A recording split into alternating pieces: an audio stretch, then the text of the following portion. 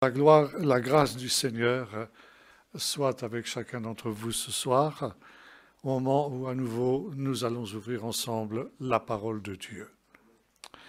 Notre étude de ce soir, toujours dans la perspective de ce qu'est le thème de ce séminaire, à savoir prophétie sur la fin des temps dans le livre de la Genèse. Notre sujet de ce soir, je l'ai emprunté à un des plus grands commentateurs de la Bible du siècle dernier, le professeur Umberto Cassuto. Et parmi les nombreux ouvrages qu'il a publiés, il y en a un qui porte ce titre et qui sera notre sujet ce soir, d'Adam à Noé. Pour cela, nous allons faire une lecture dans le livre de la Genèse, bien évidemment, et dans le chapitre 6, verset 9.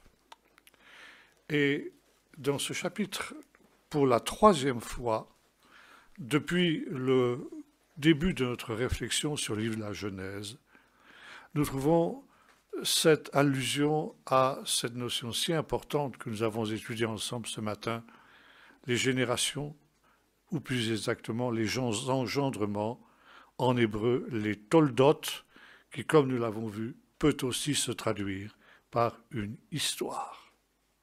Voici les engendrements, voici l'histoire de Noé. Noé était un homme juste et intègre parmi ses contemporains. Noé marchait avec Dieu.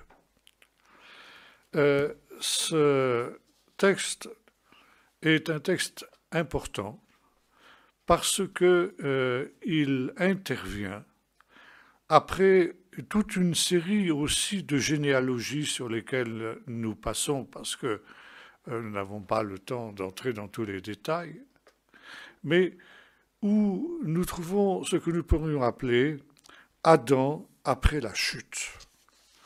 Adam après la chute, eh bien, va aussi connaître des drames. Il nous est dit que selon la promesse que Dieu avait faite à la femme, elle devient enceinte et elle enfante un fils. Et nous voyons ici comment justement il y a eu vraisemblablement de la part du premier couple, Adam et Ève, une réelle repentance à la suite de ce qui s'est passé, parce que justement Ève notamment va vivre de cette promesse que son descendant écrasera la tête du serpent. Et lorsque naît ce garçon, elle va lui donner le nom de Cain, Cain en français. Ça vient d'une racine, l'iknot en hébreu, qui signifie acheter, acquérir, mais en vieil hébreu, et notamment ici en hébreu biblique, ça a la signification créer. Et ce que dit Ève après la naissance de cet enfant, c'est ceci: Kaniti et Aish et Elohim. J'ai obtenu l'homme, ou plus exactement, j'ai créé l'homme. Cet homme dont Dieu a parlé, quand il dit qu'il écraserait la tête du serpent, j'ai créé cet être-là avec Dieu. Pas toute seule, mais véritablement avec Dieu. Et pour parler court, Ève s'imagine que cet enfant n'est autre que le Messie promis. Dangereuse illusion pour elle, elle en reviendra vite, mais effectivement, c'était son idée première. C'était donc ce premier-né qui, à ses yeux, était tellement important. Puis, naît un deuxième garçon, qui lui, finalement, dans la perspective qui est celle de ses parents, Adam et Ève, n'est pas quelqu'un qui a beaucoup d'importance.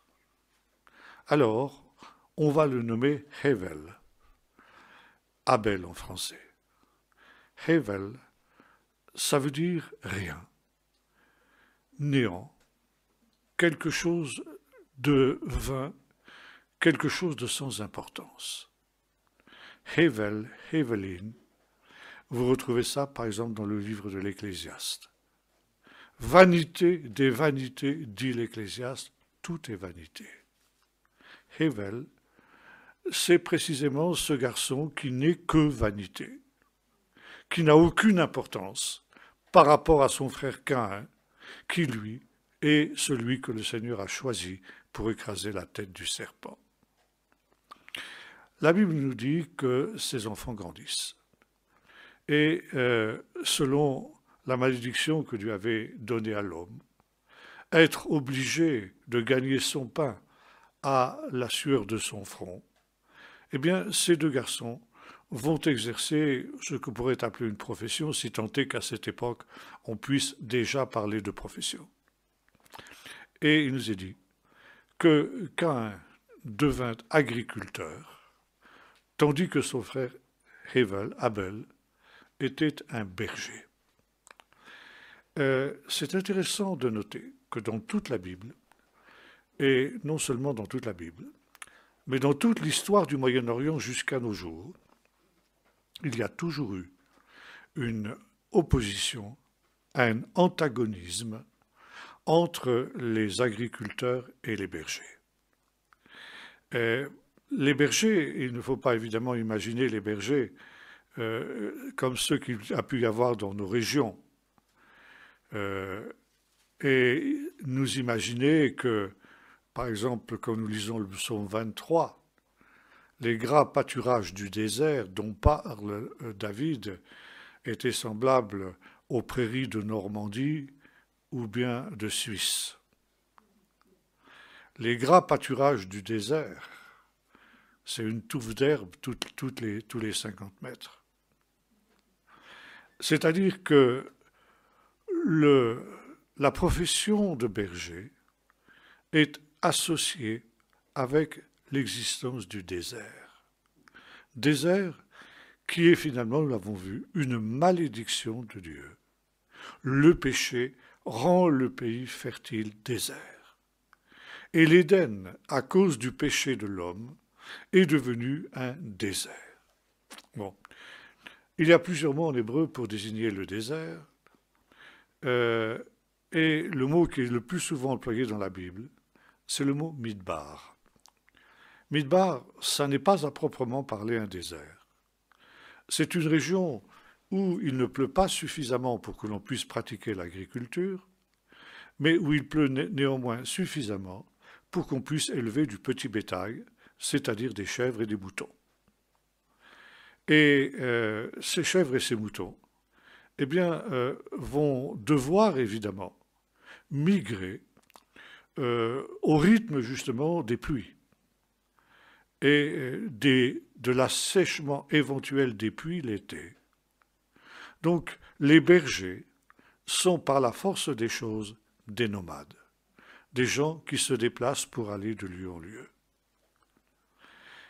Par contre, nous trouvons dans un pays qui est plus fertile des agriculteurs. Le problème, c'est que lorsque viennent des temps de sécheresse et que les précipitations dans le midbar ne sont pas suffisantes, la tentation des bergers, c'est de pousser leurs troupeaux dans le pays fertile, où ces fameux troupeaux vont évidemment consommer ce qui a été semé par les agriculteurs. Alors vous comprenez bien que ça ne fait pas tellement leur affaire aux agriculteurs. Et jusqu'à aujourd'hui, c'est un des aspects typiques du Moyen-Orient. Il y a souvent des empoignades, des bagarres entre bergers et agriculteurs, précisément pour le contrôle, par exemple, des points d'eau, et aussi parce que, justement, les brebis viennent ravager les cultures qui ont été semées par ces mêmes agriculteurs. Et voyez-vous, cet antagonisme-là, il remonte aux origines. Et dans la culture du Moyen-Orient, et par conséquent dans la Bible, le berger a toujours été un être méprisés. Les agriculteurs, c'est l'aristocratie. Les bergers, c'est le prolétariat. Et nous dit par exemple que lorsque les Israélites vont descendre en Égypte, le Pharaon va leur demander « Quelle est votre profession ?»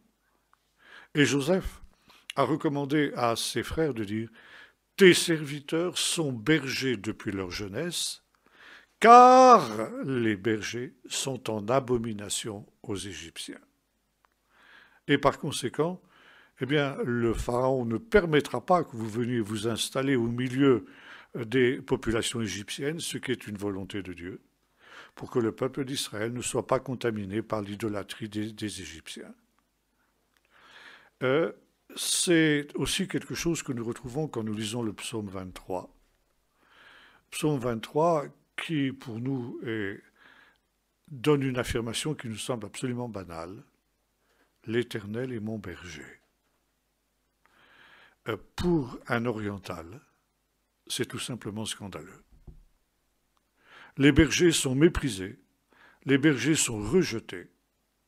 Et par conséquent, comparer Dieu, le Dieu tout-puissant, ce Dieu dont nous avons parlé ces jours, qui est le créateur de toutes choses, le comparer à un berger, pour un oriental, c'est tout simplement scandaleux. Mais David lui-même appartenait aussi à cette communauté méprisée de bergers. Et vous vous souvenez, lorsque le prophète Samuel reçoit de Dieu l'ordre d'aller dans la maison d'Ishaï à Bethléem pour oindre quelqu'un qui va remplacer Saül que Dieu a rejeté, Ishaï fait passer devant Samuel 7 de ses fils. Et finalement, le Seigneur dit de chacun d'eux, non, pas celui-là, je l'ai rejeté. Et quand arrive le 7e, Samuel est complètement décontenancé. Il dit, mais Seigneur, tu m'avais dit que c'est dans la maison d'Ishaï que je trouverais un successeur à Saül. Et voilà, il vient de me présenter tous ses fils, et tu as dit qu'aucun d'entre eux n'était le roi que tu avais choisi. Et soudain, Samuel a une idée. Il se tourne vers Ishaï et dit, c'est tous tes fils, ça? Tu n'en aurais pas un autre éventuellement? Ah oui, bien sûr. Oui, j'en ai un autre, oui. Le petit dernier, là. Mais c'est un berger. C'est un berger, tu comprends. Alors, j'étais absolument sûr que Dieu n'allait certainement pas choisir comme roi sur Israël un berger. Donc, je l'ai laissé là où il était, avec ses brebis. Et Samuel dit, mais fais-le quand même venir. Et quand David arrive, Dieu lui dit, eh bien, c'est lui. Prends ta corne d'huile, oins-le. Dieu va choisir pour chef de son peuple un berger. Parce que lui-même est le berger de son peuple. Et pourquoi justement aussi cette haine du berger? Bon, pour les raisons que j'expliquais tout à l'heure, mais aussi pour une autre raison. Parce que le berger est quelqu'un qui va de ci et de là. C'est un nomade. Il ne s'enracine pas. Il ne se sédentarise pas. Et pour des sédentaires, cet individu est quelque chose de tout à fait étrange. Comment se fait-il que... d'où vient-il? Où va-t-il? Qu'est-il? C'est un personnage inquiétant. C'est un personnage qui est, en quelque sorte, un autre qui vient d'ailleurs. Ça veut dire, finalement, qui vient de Dieu. Et ce n'est pas sans raison que la Bible appelle Dieu un berger. Ce n'est pas sans raison que David, le grand roi, qui sera l'image du Messie, est un berger. Ce n'est pas sans raison que Jésus, lui aussi, dira « Je suis le bon berger ». Ça aussi, c'est scandaleux pour ceux qui l'écoutent. Mais Dieu est un berger, et comme le berger, il dérange, il interpelle, il remet en cause ce qui est finalement le désir des agriculteurs, des sédentaires. Recréer le jardin d'Éden, revenir à l'Éden. Et voilà, il y a deux visions qui sont complètement différentes, celle du berger et celle du sédentaire. Et entre ces deux personnages, le conflit est inévitable. Et bien sûr, il y a ce problème du sacrifice et de l'approbation de Dieu. Je ne pense pas que Dieu en ait voulu à Caïn parce que Caïn lui avait offert non pas des sacrifices sanglants, comme on le dit dans une certaine tradition chrétienne. Caïn a offert à Dieu ce qu'il avait sous la main, ce qu'il produisait, des produits de son sol. Abel a offert à Dieu des agneaux parce que c'était aussi ce qu'il produisait. Et le problème n'était pas la nature de l'offrande qui avait été offerte au Seigneur par les deux frères, mais le cœur, les dispositions d'esprit avec lesquelles ils avaient apporté ces offrandes au Seigneur. Et voilà, Dieu va rejeter l'offrande de Caïn, parce que Caïn est finalement quelqu'un qui n'a pas une confiance totale en Dieu. Nous allons voir, par exemple, un peu plus tard, après le meurtre de son frère, il va construire une ville. La ville, dans la Bible, c'est quelque chose de très négatif. Ville se dit en hébreu « ir ». Et le mot « ir » vient d'une racine qui signifie « maudire ». La ville, c'est le lieu de la malédiction. C'est un lieu qui est maudit par Dieu. Pourquoi? Parce que justement, c'est cette révolte contre Dieu, cette volonté de l'homme de reconstruire cet Éden qui a été perdu, de reconstruire par lui-même, par ses propres forces, ce paradis dont il a été exilé par le Seigneur. C'est dans ces villes où les hommes s'agglutinent comme des insectes en quelque sorte, qu'eux aussi s'ajoutent les unes aux autres toutes les tares justement des individus qui composent cette ville.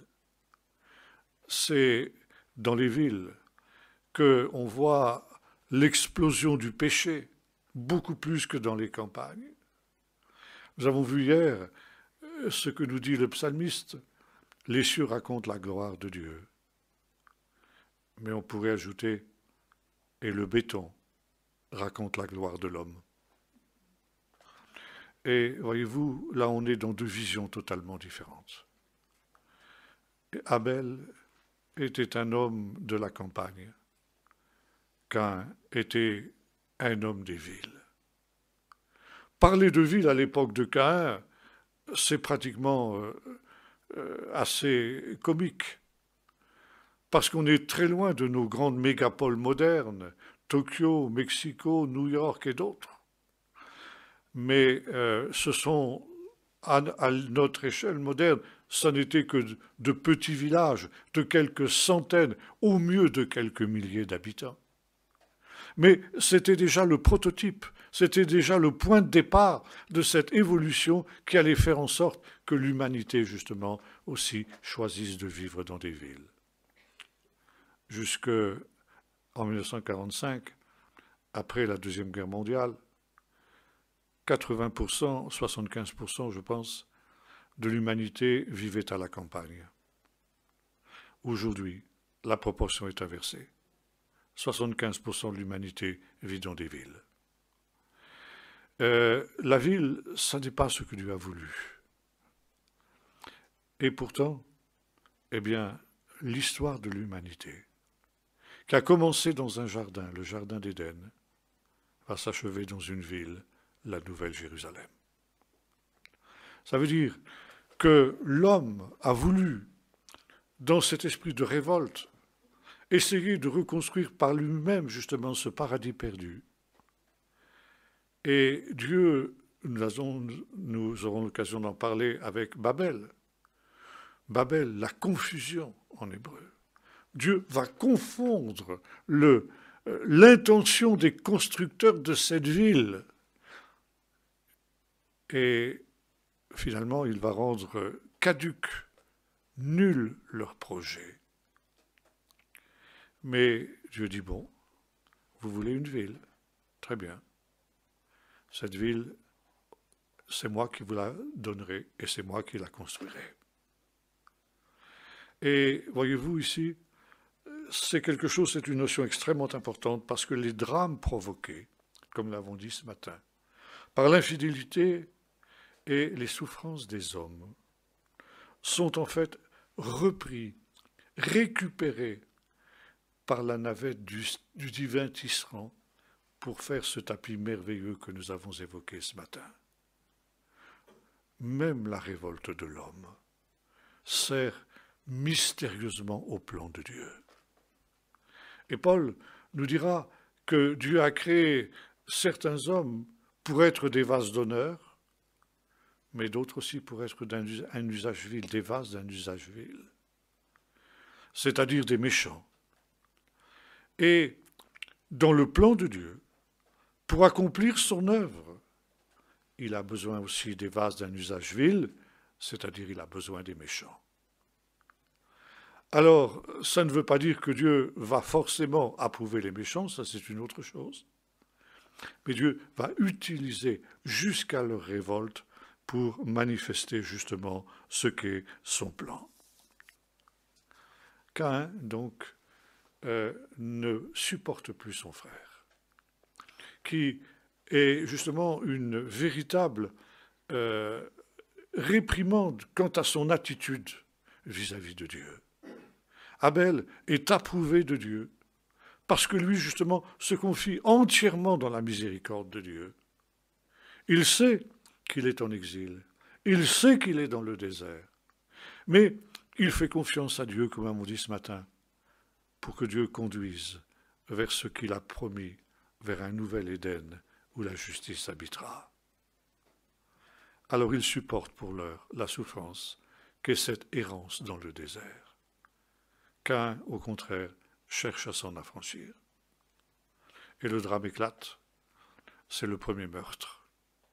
Et là, en l'espace de quelques secondes, la moitié de l'humanité est détruite. Et les sages d'Israël ont dit, celui qui tue un homme ne tue pas simplement un être humain, mais il tue sa descendance potentielle. Ça veut dire qu'il tue une grande partie de l'humanité. Et Caïn va se trouver dans une situation où il va donc être tailladé, travaillé justement par un esprit de jalousie vis-à-vis de son frère jusqu'à ce qu'il passe à l'acte. Et Dieu voit ce mauvais sentiment qui est entré dans le cœur de cet homme. Et il l'interpelle. Pourquoi ton visage est-il abattu? Et Dieu lui dit, si tu agis bien, certainement tu relèveras la tête. Mais si tu ne le fais pas, le péché se couche à ta porte. Et dans le texte hébreu, il y a cette notion comme une bête féroce qui est en embuscade, tapie dans un buisson, prête à sauter sur sa proie. Le péché, c'est cette bête féroce qui te guette, Caïn. Veata tuchal lo. Alors, ça veut dire deux choses. Mais toi, domine sur ce péché, sur cette tentation qui t'atteint. Et puis, on peut aussi traduire de la manière suivante, tu pourras dominer sur lui. Tu en as les moyens, tu en as la capacité. Il faut que tu relèves la tête. Il faut que tu pratiques ce qui est bien. Et cette bête féroce qui est couchée à la porte de ton cœur s'éloignera. Caïn refuse. Et c'est le drame que nous avons évoqué. Et bien sûr, quand Ève, qui avait mis tout son espoir dans ce fils qu'était Caïn, voit ce qui s'est produit, elle comprend qu'elle s'est trompée. Et de Adam et Ève va naître un troisième fils qui va remplacer Ével qui a été tué, qui va se nommer, qu'ils vont appeler Seth. Ce qui veut dire celui qui a été ajouté, celui qui a été, qui remplace en quelque sorte celui qui a été supprimé. Et le livre de la Genèse nous dépeint alors deux lignées de toldot, d'engendrement, qui vont naître de ces deux enfants, la lignée de Caïn et la lignée de Seth. Et ces deux lignées sont marquées justement par leur fondateur. Comme nous l'avons vu, tout fondateur entraîne ceux qui le suivent dans les chemins qu'il a lui-même choisis. Caïn est un homme qui a choisi le chemin de la révolte contre Dieu. Et lorsqu'il a commis son crime, Dieu l'interpelle. Où est Abel, ton frère? Et Caïn, vous savez, répond en disant, mais est-ce que je suis le gardien de mon frère? Et le Seigneur dit, mais le cri du sang de ton frère est monté vers moi. Toi qui voulais justement t'établir, te sédentariser, maintenant tu vas être, même si tu te sédentarises, tu seras nomade, tu seras errant sur la terre. Ça veut dire que Caïn est quelqu'un qui a perdu la boussole dans le désert de ce monde, dans cet exil que nous avons évoqué. Au lieu de prendre le chemin de la foi, avec cette certitude que Dieu place devant lui un avenir et une espérance, il va errer sans but, sans aucun point de repère. Et en cela, Caïn est un type extraordinaire de l'homme moderne.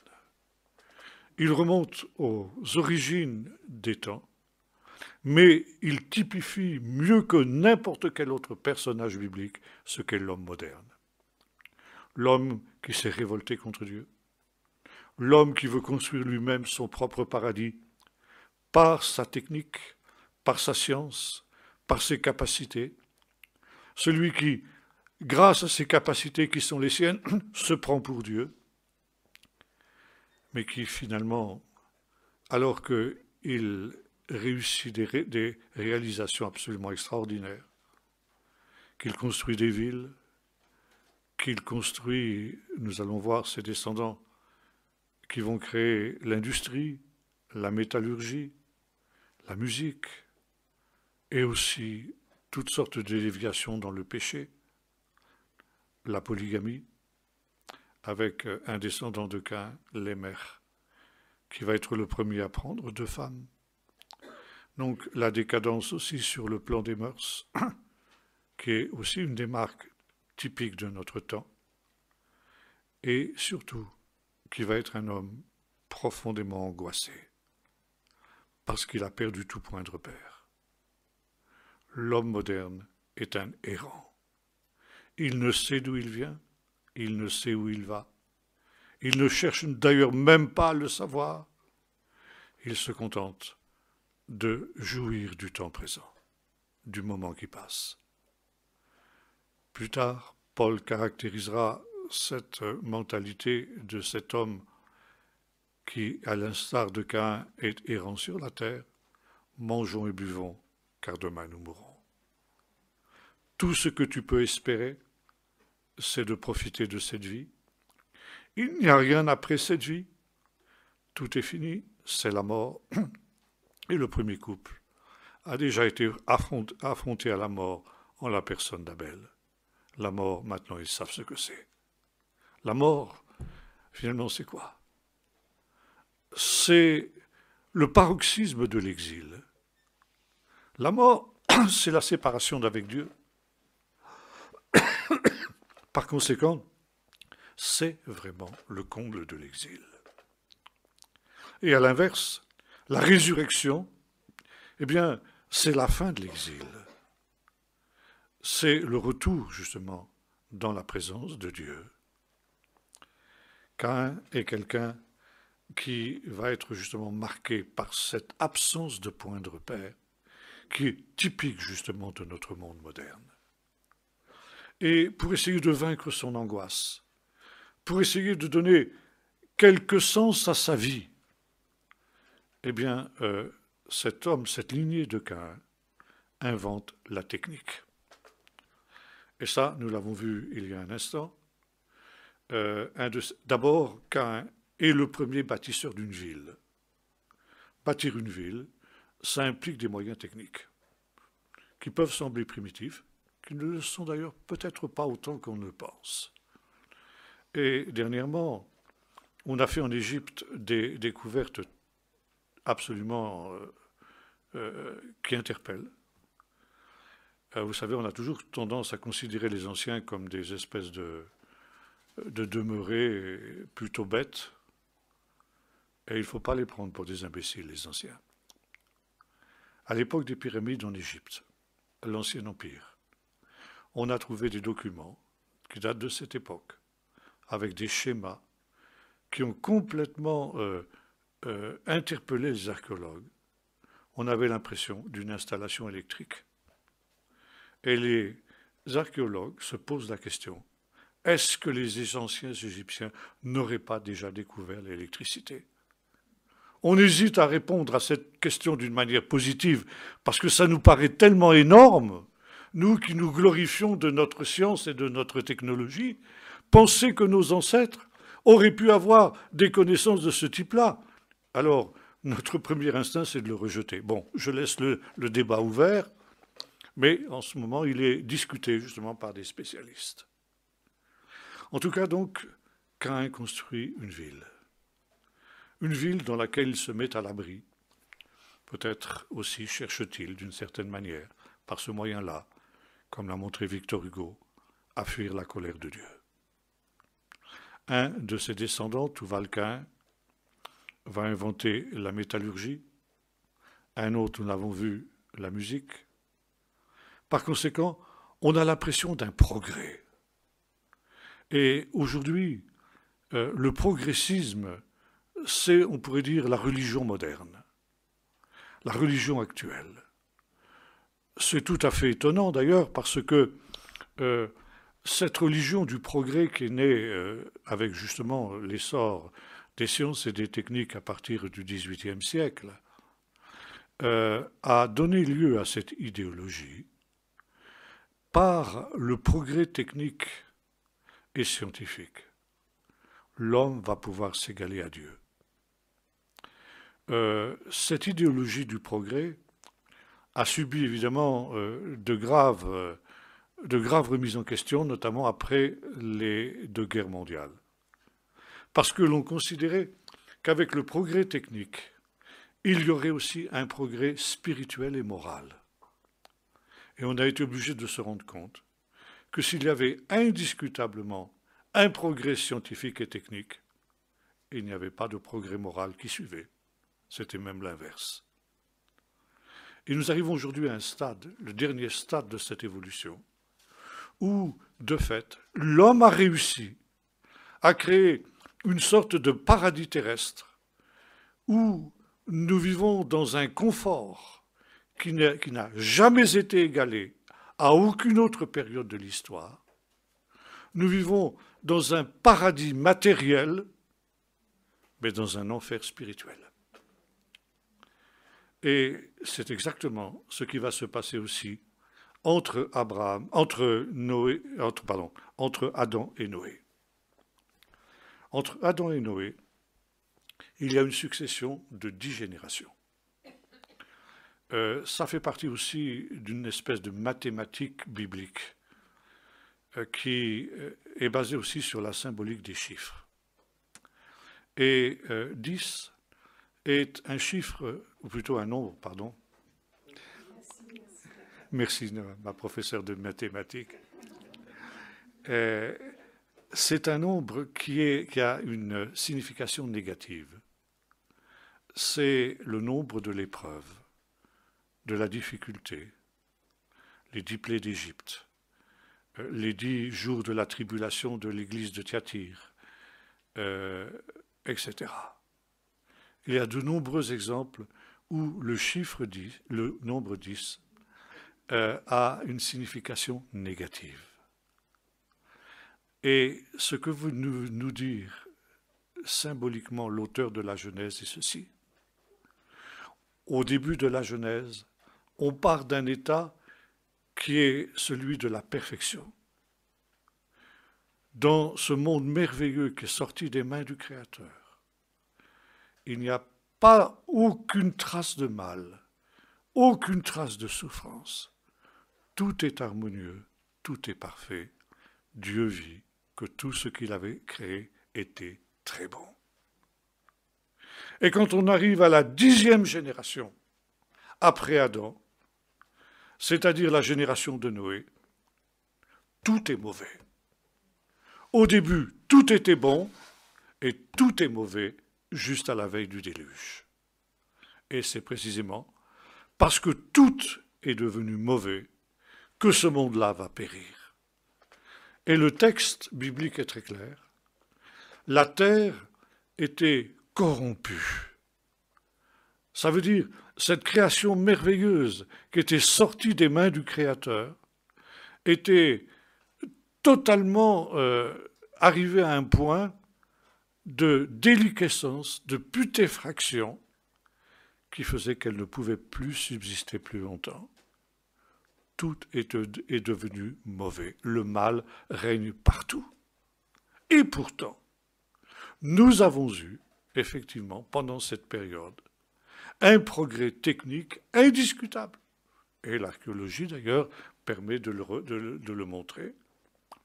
Parmi les ancêtres de cette lignée de Caïn, il y a un certain Méhouyaël. Ça veut dire, littéralement, quelqu'un qui oublie Dieu. Et les sages d'Israël nous disent que ce personnage porte ce nom parce que, justement, la civilisation de l'époque était devenue tellement brillante sur le plan matériel, tellement développée, que les hommes de cette période-là en avaient oublié Dieu.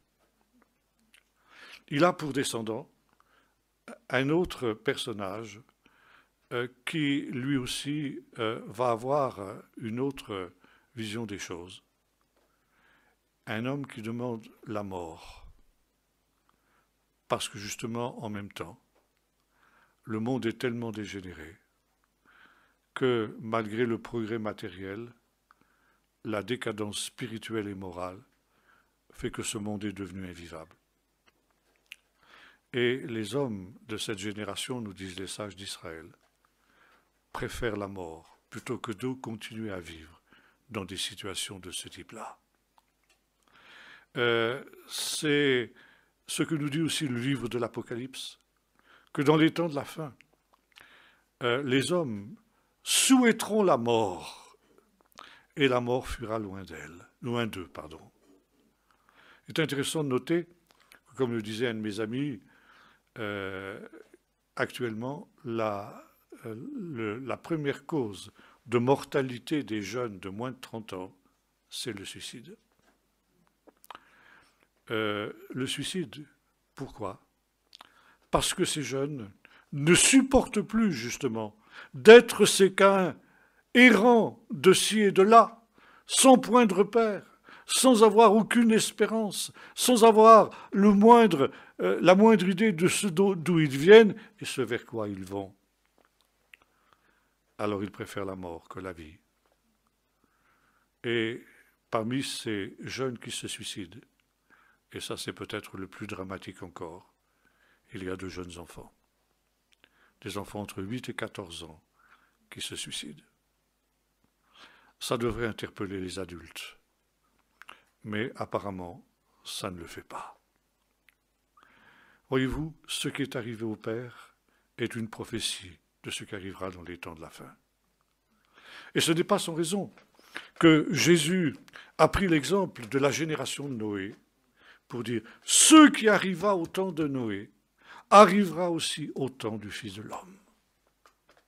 Ça veut dire qu'au temps de la fin, nous arriverons dans une situation semblable, où il y aura un progrès scientifique et technique sans précédent, comme ce fut le cas au temps de Méhouyaël, de telle sorte que, fiers de leur réalisation, les hommes penseront avoir atteint leur but, être comme Dieu.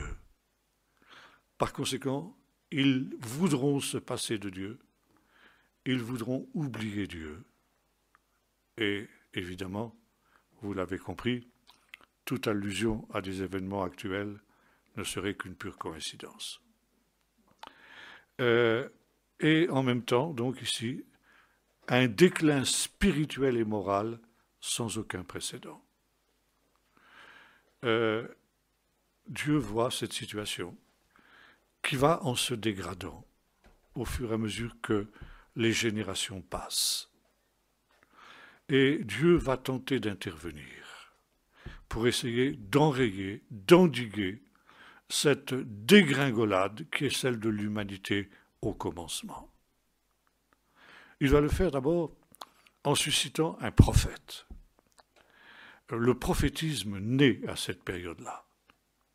Et le premier des prophètes est un homme qui, lui, appartient non pas à la descendance de Caïn, mais à la descendance de Seth, qui est au contraire, elle, et la lignée des justes, qui se nomme Enoch, Chanor en hébreu. C'est intéressant qu'il y a aussi un Chanor dans la généalogie de Caïn. Et d'ailleurs, son père va donner à la ville qu'il construit son nom, Chanor, la plus ancienne ville qui ait été construite par les hommes. Enoch, un homme dont il nous est dit qu'il marche avec Dieu. Et là aussi, d'une certaine manière, il tranche sur ce que sont justement les hommes de sa génération. Et Judas, je l'appelle Judas, excusez-moi, parce que c'est son vrai nom. Jude, c'est une volonté justement de rester dans une perspective antisémite. Je fais cette petite digression. Parce que dans le Nouveau Testament, il y a les bons et les mauvais Judas. Et chaque fois qu'on a affaire à un bon Judas, on l'appelle Jude. Et quand on a affaire à des mauvais Judas, tel Judas Iscariote, on continue à les appeler Judas. Judas, ou Jude, comme on le dit dans nos Bibles, n'est autre que le propre frère de Jésus selon la chair. Et Judas, dans son épître, cite Enoch, justement. Et il nous dit, Enoch, le 7e depuis Noé, ça aussi, on retrouve la mathématique biblique, 7, le chiffre de la perfection. À la 7e génération, Dieu va susciter cet homme juste, qui non seulement va marcher avec lui, mais qui plus est, va devenir aussi un prophète. Et Judas, le frère de Jésus, nous dit dans son épître qu'il a prophétisé pour les temps de la fin, c'est-à-dire pour notre temps. Et cette prophétie est la suivante. Le Seigneur est venu avec 10 000 milliers de ses saints pour faire rendre compte aux hommes de tous les temps, de tous les actes d'impiété qu'ils ont accomplis sur la terre. Ce texte-là se trouve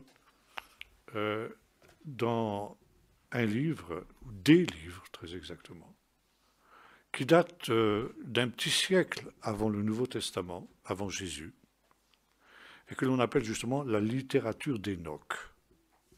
Nous avons 4 livres qui sont attribués à Enoch. Ces livres n'ont jamais été considérés comme inspirés par l'Église chrétienne, sauf par quelques églises orientales. Par exemple, l'Église éthiopienne, ou bien des églises slaves. De telle sorte que ces livres d'Enoch, ces 4 livres d'Enoch, nous sont parvenus dans ces langues-là, en éthiopien ou en slavon, c'est-à-dire en vieux slave.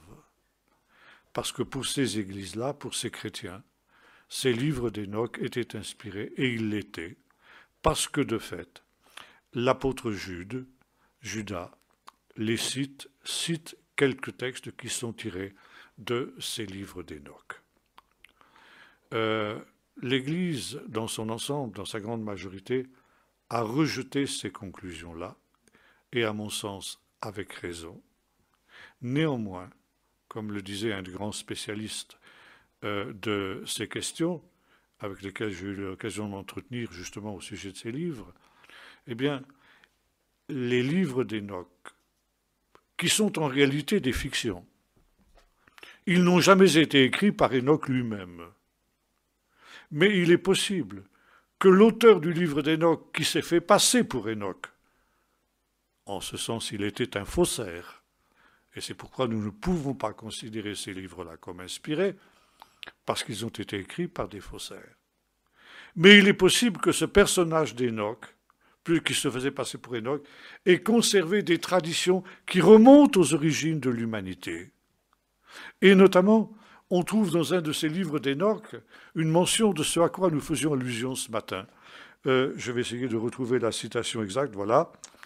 Dans un texte, il nous dit ceci, il est question de ces 2 livres, le livre de l'histoire du ciel et de la terre, et le livre de l'histoire de l'homme. Et Enoch dit à ses descendants, à son fils notamment Methushalah, le fameux Mathusalem qui a vécu près d'un millénaire, « Donnez ces livres à vos fils afin qu'ils les lisent et qu'ils en vivent. » Donc, il est vraisemblable qu'Enoch et ses fils ont conservé dans ces livres qui ont été transférés de génération en génération un certain nombre de prophéties qui avaient été données par le véritable Enoch cette fois-ci. Et conduit comme il l'était par le Saint-Esprit, l'apôtre Judas a su discerner dans ses livres d'Enoch ce qui était réel et il les a intégrés dans son épître. Donc ici, Dieu avertit ces gens des jugements qui viennent. Et en plus de ça, Enoch va accomplir, comme beaucoup de prophètes après lui, un signe prophétique. Les prophètes sont non seulement des gens qui parlent, mais ceci aussi des gens qui font des signes prophétiques. Par exemple, Ézéchiel va perdre sa femme, brusquement, et il reçoit de Dieu l'ordre de ne pas la pleurer. Et on lui demande, mais cette femme, tu l'aimais beaucoup, et c'est tout l'effet que ça te fait. Tu ne la pleures pas, cette femme. Non, dit Ézéchiel, parce que c'est le drame que je viens de vivre. C'est le drame que Dieu va vivre quand Israël sera emmené en exil. Et Israël qui va connaître une sorte de mort, puisque la mort, nous l'avons vu, est en réalité un exil, eh bien, ça n'entraînera aucune lamentation de la part de Dieu en particulier. Donc le prophète devient un signe prophétique pour ceux qui l'entourent. Nous retrouvons ça aussi avec Ésaïe, qui va marcher nu et déchaussé dans la ville de Jérusalem. Pourquoi ? Parce que c'est une prophétie de ce qui va se passer quand Jérusalem sera emmenée en exil. Et sur les bas-reliefs, par exemple, des Assyriens, on voit après les sièges des villes par les Assyriens, les prisonniers qui partent en exil nus et déchaussés. Donc, en se promenant dans les rues de Jérusalem, nus et déchaussés, le prophète annonce que c'est le sort que les habitants de Jérusalem vont connaître quand aura lieu justement la déportation. C'est un signe prophétique. Je pourrais citer de nombreux exemples. Il y en a aussi un autre où le prophète reçoit l'ordre de donner à ses enfants des noms prophétiques. le premier qui naît de son union avec ce que la Bible appelle la prophétesse, n'est-ce pas? C'est Shar Yashuv. Un reste seulement reviendra. L'exil va avoir lieu, et de cet exil, seulement un reste reviendra. Un deuxième enfant se nomme Maher Shlal Baz. Vite que on fasse du pillage et du butin. C'est aussi une prophétie, à savoir que quand l'ennemi viendra, eh bien, il se jettera sur le butin. Et puis il y a un autre enfant qui, lui, au contraire, a un nom positif. Immanuel, Emmanuel, Dieu avec nous. Celui qui sera le prototype du Messie qui viendra au dernier jour. Enoch va agir de la même manière. Il reçoit de Dieu l'ordre de donner à son fils, premier-né, un nom prophétique. Metu Shalach. Mathusalem en français. Et Metu Shalach en hébreu, ça veut dire lui mort, il l'enverra. Qu'est-ce qu'il enverra? Eh bien, la catastrophe que le prophète Enoch annonçait aux hommes de son temps. Et cette catastrophe, évidemment, n'était autre que le déluge. Lui mort, pourquoi lui mort? Parce que ça veut dire que le jour où cet enfant, devenu vieux, mourra, eh bien, le Seigneur enverra la catastrophe. Et Methuselah, Mathusalem, est l'homme qui a vécu la vie humaine la plus longue de toute l'histoire, près d'un millénaire. Ce qui veut dire que Dieu a donné aux hommes impies de cette période un délai de grâce de près d'un millénaire, 1000 ans, près de 1000 ans, pour qu'ils se repentent et qu'ils se détournent de leur mauvaise voie. Et si vous faites un calcul, à partir de l'âge des patriarches, vous constatez que le déluge, de fait, est venu l'année de la mort de Methuselah. Donc, Dieu essaye de ramener le peuple en donnant du temps à ses pécheurs pour qu'ils se repentent. Mais ça échoue. Les hommes avancent encore plus dans la corruption.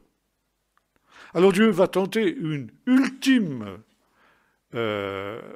expérience pour essayer d'enrayer la corruption de l'humanité. Et il va envoyer des anges prendre une forme humaine. Des anges peuvent-ils prendre une forme humaine? Oui. Et l'apparition d'anges sous une forme humaine est souvent mentionnée dans l'Écriture. Et jusqu'à aujourd'hui, un certain nombre d'hommes et de femmes font l'expérience de visitation angélique. Dieu envoie des anges sous une forme humaine pour essayer justement de ramener ces hommes à ses voies. Mais les anges aussi sont des êtres qui peuvent être tentés et qui l'ont été encore avant les hommes, nous l'avons vu ce matin. Et les anges qui ont pris une forme humaine vont devenir ce qu'on appelle les Bnei Elohim en hébreu, les fils de Dieu, qui viennent, les fils de Dieu, Bnei Elohim, c'est dans la littérature hébraïque ancienne le nom que l'on donnait aux anges. Donc, tous les commentateurs juifs sont absolument catégoriques. Ces Bnei Elohim, ces fils de Dieu, sont bel et bien des anges.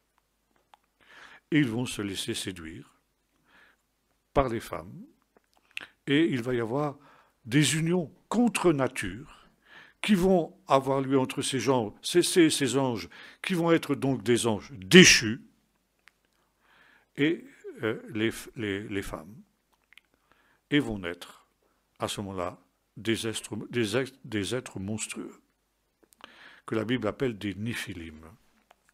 On traduit cette expression par des géants, mais la traduction exacte, c'est des êtres déchus. totalement déchus, totalement dégénérés. Et là aussi, voyez-vous, ce qui est arrivé aux patriarches est une prophétie de ce qui arrivera à leurs descendants.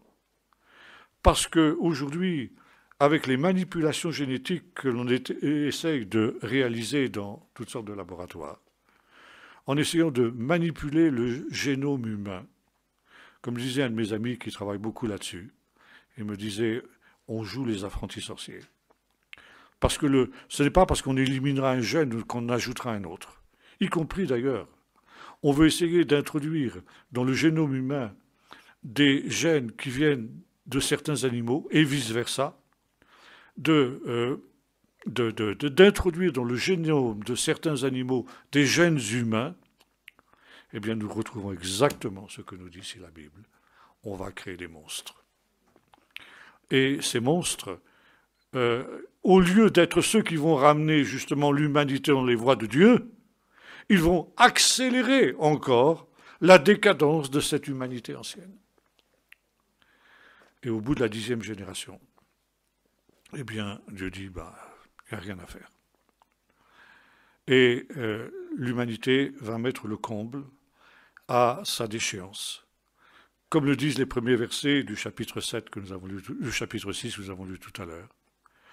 Kol basar ishrit et darko.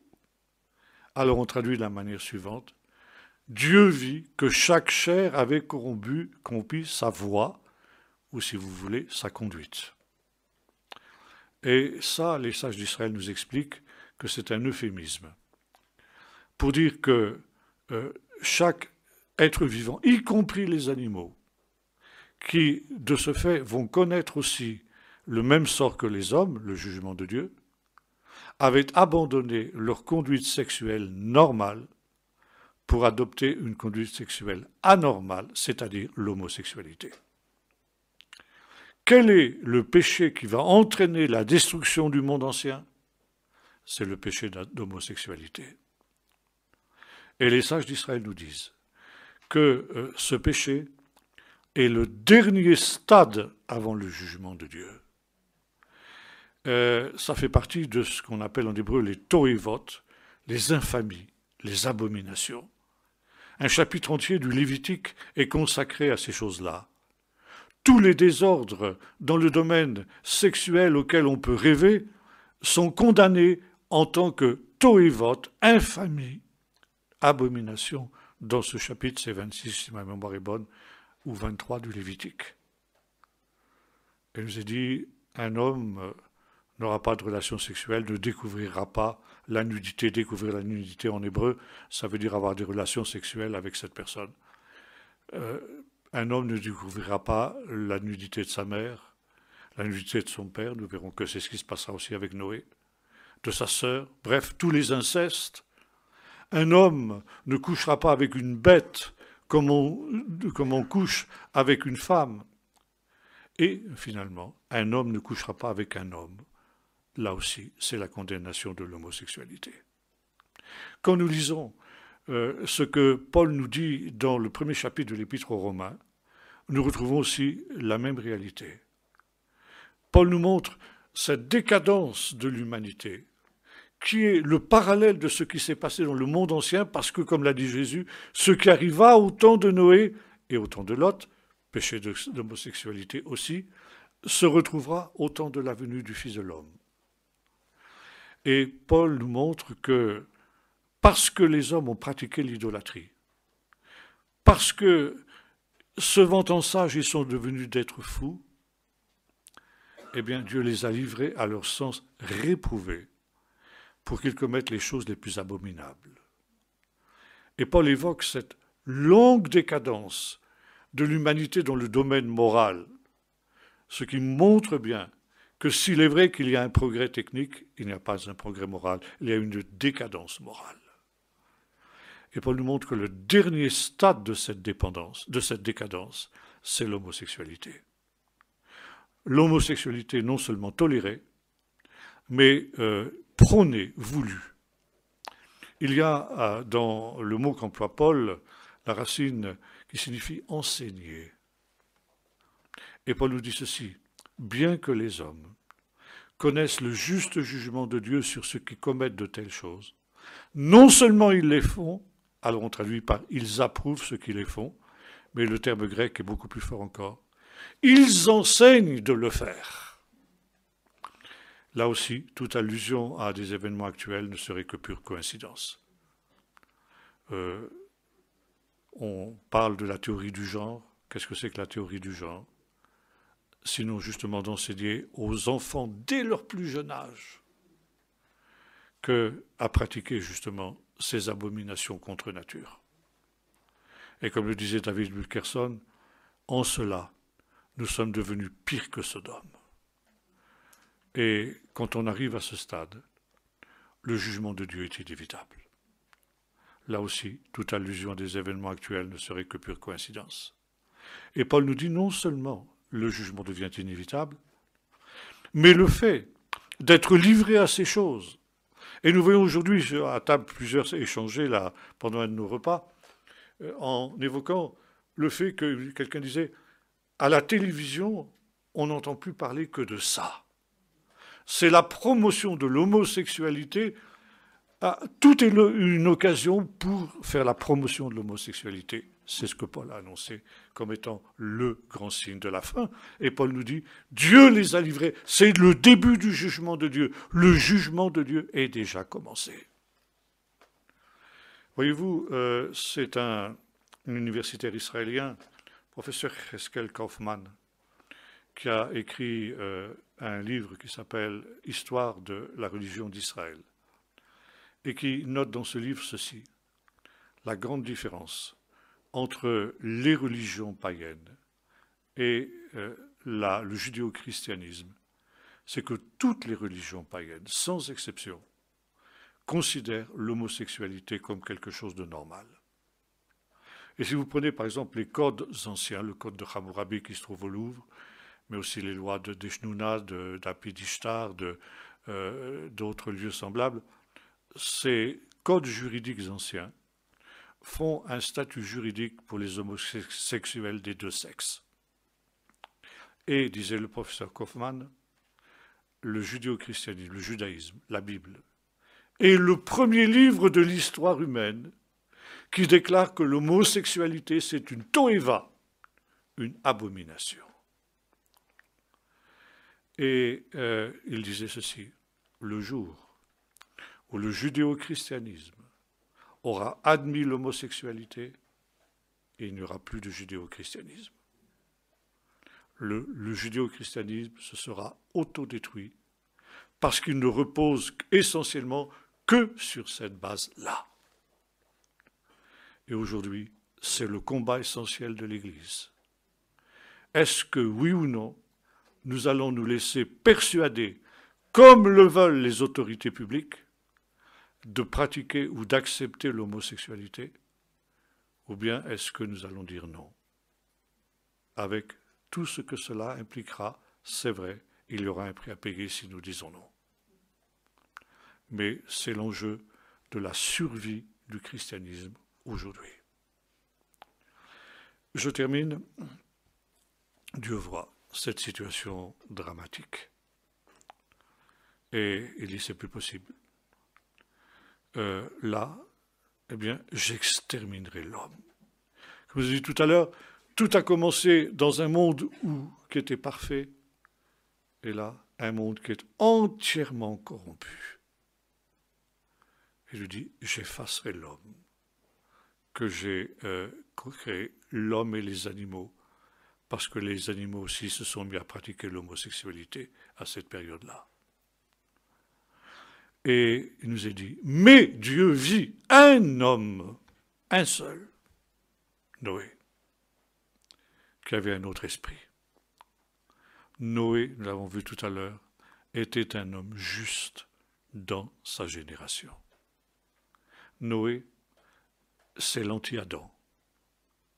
Adam s'est laissé séduire, s'est laissé capter justement par l'adversaire. Noé est un homme qui a su résister. Et Noé, de ce fait, va devenir un deuxième Adam. il va être le point de départ d'une humanité nouvelle, qui, après un retour au chaos, puisque le déluge, c'est l'eau qui va couvrir la terre, il y avait des ténèbres au commencement à la surface de l'abîme, et l'Esprit de Dieu se mouvait au-dessus des eaux, et à nouveau on se retrouve dans cette situation-là, mais Noé va se trouver dans une espèce de jardin d'Éden qui va être l'arche, qui va lui permettre de survivre, et d'être le point de départ d'une humanité nouvelle. Et là aussi, Dieu montre qu'il y a un espoir pour l'humanité. Et à la suite de cet événement, et à cause de la seule justice de cet homme, Dieu va faire avec l'homme la première alliance, qui sera concrétisée par l'arc-en-ciel, l'alliance avec Dieu. Et là, eh bien, ce sont des choses nouvelles qui se mettent en place.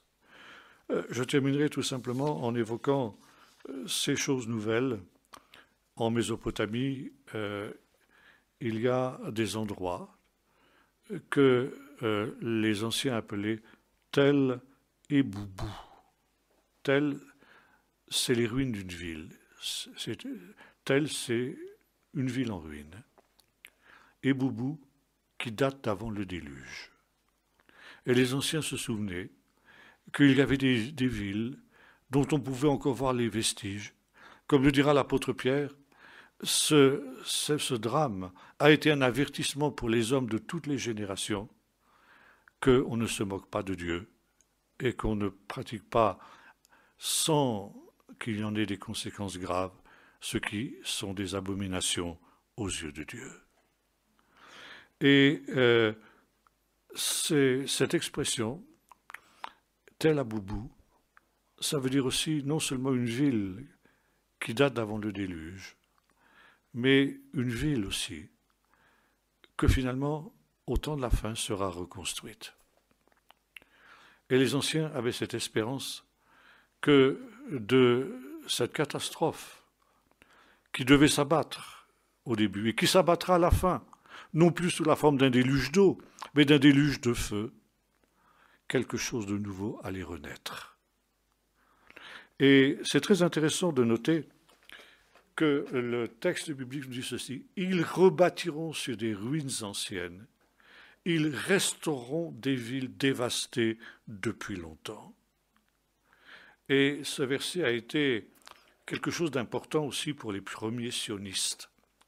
Et le fondateur du sionisme, qui était Theodor Herzl, a écrit à la fin de sa vie un roman d'anticipation dans lequel il décrivait le pays d'Israël restauré dont il rêvait.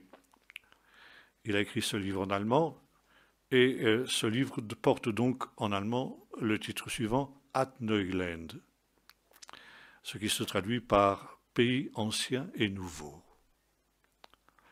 Et lorsque les pionniers sont revenus en Israël, après justement la période du début du sionisme, ils avaient l'impression qu'ils allaient être aussi amenés à reconstruire sur des ruines anciennes. Et ils restaureront des ruines anciennes dévastées depuis longtemps. Alors ils ont traduit en hébreu ce titre de Theodor Herzl, Ad Neuland, ce qui donne en hébreu Tel Aviv. Et voyez-vous, c'était effectivement cette renaissance. Alors, nous arrivons maintenant à un stade où nous sommes à la veille d'un autre déluge, non plus d'eau, mais de feu. Mais avec cette certitude que de cette catastrophe naîtra aussi un monde nouveau. Noé avait été le premier qui avait reconstruit ce monde nouveau, parce qu'il était juste dans cette génération. Ça lui avait coûté, et ça nous coûtera aussi. Mais nous avons aussi cet appel d'être les justes de cette génération. Et ceux qui sont appelés à reconstruire sur des ruines anciennes. Et il faut reconstruire sur des ruines. Notre monde est en ruine. Notre christianisme est en ruine. Alors, il faut reconstruire. Dieu attend que dans ce temps se lèvent des Noé, qui eux aussi soient des justes dans leur temps, pour qu'ils reconstruisent sur d'anciennes ruines et connaissent ces réalités nouvelles, cette réalité d'un monde nouveau où la justice habitera. Nous allons prier. Seigneur notre Dieu, nous réalisons que ce qui s'est passé autrefois est en train de se reproduire exactement de notre temps, comme tu l'avais annoncé par ton saint serviteur Jésus.